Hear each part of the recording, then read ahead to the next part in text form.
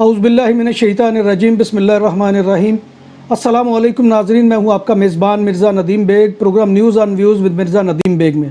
ناظرین محترم، جمعرات کے روز کا خبر نامہ لے کر آپ کی خدمت میں حاضر ہوں، جس میں اسپین، یورپ اور دیگر ممالک کی دن بھر کی اہم خبریں ہوتی ہیں۔ ناظرین محترم، ایک وضاحت کرنا ضروری ہے، اور وہ وضاحت یہ ہے کہ بعض لوگ جو ہے وہ مجھے یہ تصور کرتے ہیں کہ میں بھی فیس بک پر اسی طرح سے ویڈیو اپلوڈ کروں جیسے لوگ جو ہے وہ ایک ایک کر کے خبر کو اپلوڈ کرتے ہیں، تو یہ میرے لیے ممکن نہیں ہے۔ میں تمام ان معزز ناظرین سے معذرت خواہ ہوں، کیونکہ میرے لیے یہ ممکن نہیں ہے، کیونکہ میں جن حالات میں یہ پروگرام کر رہا ہوں اور جس قسم کے ایکوپمنٹ میرے پاس ہیں اس میں اس کو بھی غنیمت سمجھیے۔ اور ہاں، اس میں اگر کوئی آپ میرے ساتھ تعاون کرنا چاہتے ہیں تو وہ یہ ہے کہ میری سبسکرپشن کو بڑھائیے، اس میں زیادہ سے زیادہ لوگوں کو انگیج کیجئے، اور اس سے مجھے یہ فائدہ ہوگا اور میں کوئی نئے ایکوپمنٹ خریدنے کی جو ہے وہ پوزیشن میں ہوں گا۔ تو ناظرین محترم، اسپین میں کرونا وائرس کے کیسز کا روزانہ کا ریکارڈ ٹوٹ گیا، اور کرونا وائرس کی ہولناکیاں مسلسل ملک بھر میں جاری ہیں۔ 24 گھنٹوں میں 20,986 کیسز سامنے آ گئے، اور یہ اسپین میں ناظرین محترم بہت بڑی تعداد ہے جب سے کرونا وائرس کی وبا کا آغاز ہوا ہے۔ یہ اسپین میں روزانہ کے زیادہ سے زیادہ کیسز کا ریکارڈ ہے۔ اس کے علاوہ 24 گھنٹوں میں 155 اموات بھی ہوئی۔ وبائی بیماری شروع ہونے کے بعد سے اسپین پہلے ہی 10,26,000 سے زیادہ کیسز یا متاثرہ افراد موجود ہیں، جن میں انفیکشن اور روزانہ کی جو ہے وہ اعداد و شمار کا ریکارڈ ہے۔ اموات کا مجموعی ہنسا 34,000 سے زیادہ ہو گیا ہے۔ سب سے زیادہ کیسز کی تعداد میڈرڈ میں ریکارڈ کی گئی ہے کہ جو 3,696 ہے، جبکہ یہاں پر 43 اموات بھی ریکارڈ کی گئی ہیں۔ آج کرفیو کی منظوری نہیں ہو سکی اور اس فیصلے کو قانونی مشاورت تک ملتوی کر دیا گیا۔ ناظرین محترم، کتالونیا میں وبا کی خراب صورتحال اور کرونا وائرس کے کیسز میں روزانہ کی بنیاد پر اضافے کی وجہ سے کاتالان حکومت کا کووڈ-19 کے ضمن میں سخت اقدامات پر غور شروع ہے۔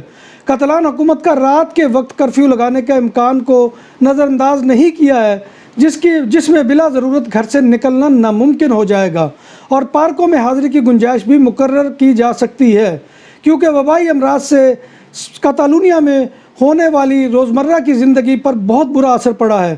کاتالان وزارت داخلہ کا کہنا ہے کہ اگر رات کے وقت کرفیو کا نفاذ کیا گیا تو اس کے نتیجے میں یہ ہوگا کہ دن کو بار اور ریسٹورنٹ کو جو ہے وہ کھولا جا سکتا ہے۔ یہ خبر جو ہے اس اعتبار سے سمجھ لے کہ اچھی ہے، لیکن دوسرے اعتبار سے بری ہے کہ رات کو کرفیو لگ جائے گا۔ ہیربیلیٹا ایک روبوٹ ہے جو کرونا وائرس کے انفیکشن کو روکنے کے لیے بارز اور ریسٹورنٹ میں کھانے پیش کرنے کی صلاحیت رکھتا ہے، اور ایک ایسا ہی روبوٹ اسپین کے علاقے المیریا کے الکیان میں ایک بار کے اوپر سروس دے رہا ہے۔ یہ روبوٹ چین کی کمپنی نے تیار کیا ہے، اور اسپین میں مقیم ایک چینی بار کے مالک نے ہی اسے بار پر گاہکوں کی خدمت کے لیے متعارف کروایا ہے۔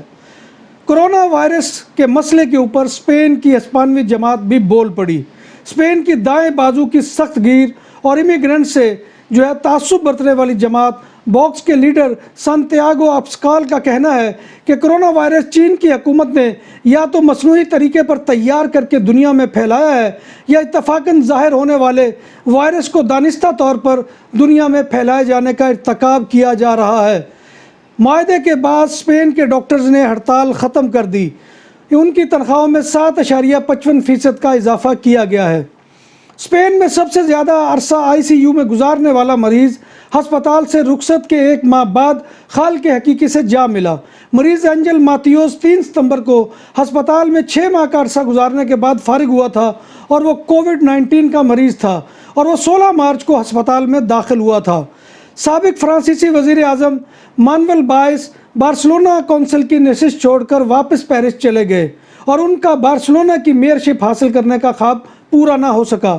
ان کے استعفے کے بعد آسکر بیتریان ان کی جگہ کونسلر بنیں گے۔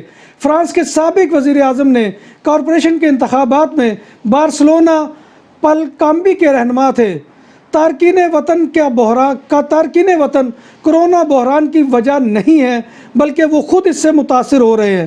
ان خیالات کا اظہار جرمن چانسلر اینگلا میرکل نے کیا۔ انہوں نے کہا کہ تارکین وطن کا پس منظر رکھنے والے باشندوں کو کرونا وائرس کے پھیلاؤ کا ذریعہ نہیں سمجھنا چاہیے بلکہ اس رجحان کو غلط قرار دینا چاہیے۔ انہوں نے کہا کہ تارکین وطن کو کرونا وائرس کے پھیلاؤ کا ذریعہ نہیں بلکہ کرونا وائرس سے سب سے زیادہ متاثر ہونے والا طبقہ قرار دیا جائے۔ میریکل نے کہا کہ تارکین وطن اس وقت معاشی بحران میں سب سے زیادہ متاثرہ ہیں اور اس وجہ سے وہ قابل رحم ہیں۔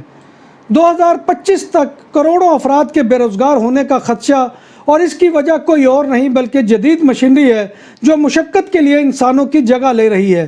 ورلڈ اکنامک فورم نے خدشہ ظاہر کیا ہے کہ جدید ٹیکنالوجی کی وجہ سے مستقبل میں 8.5 کروڑ افراد کی ملازمتیں خطرے میں پڑ سکتی ہیں، تاہم 9.7 ملین نئے روزگار کے مواقع بھی سامنے آئیں گے، مگر یہ مشینوں اور انسانی افرادی قوت اور نئے عمل کے مابین ہم آہنگی پیدا کرنے میں معاون ہوں گی، لیکن اس میں اکثر جو ہے ملازمتیں وہ روبوٹس یا مشینوں کو جو ہے وہ حاصل ہوگی اور ان کی جگہ انسانوں کی افرادی قوت جو ہے اس میں کمی آ جائے گی۔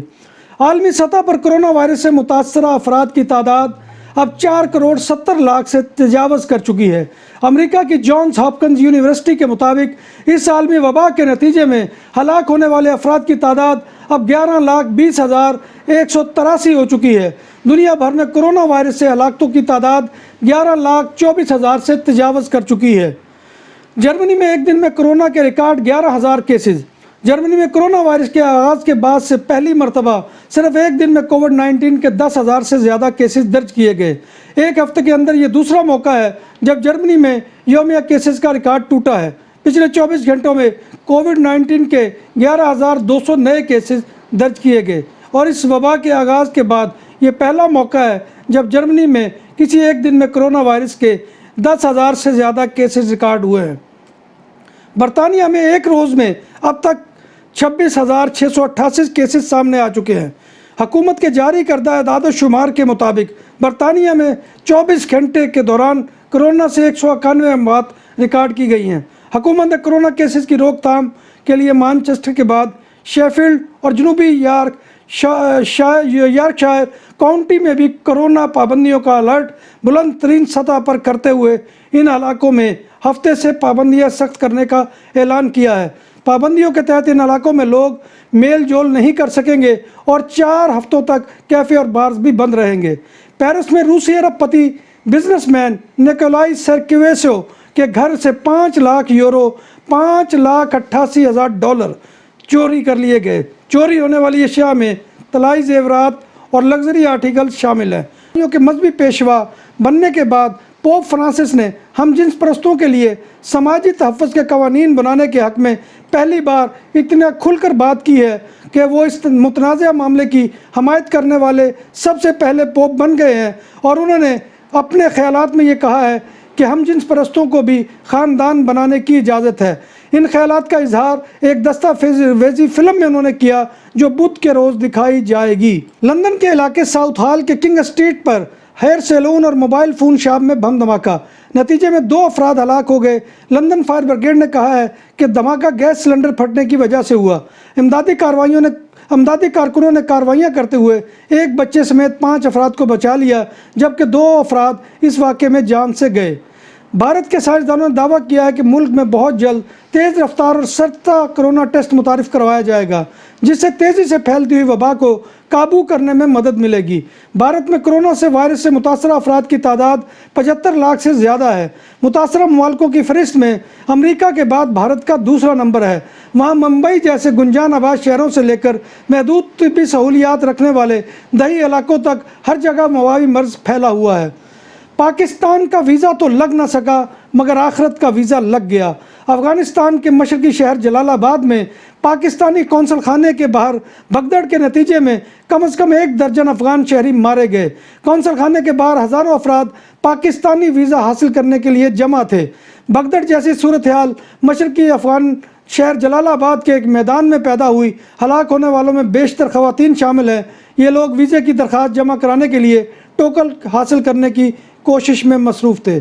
محترم، یہ تھا آج کا خبر نامہ۔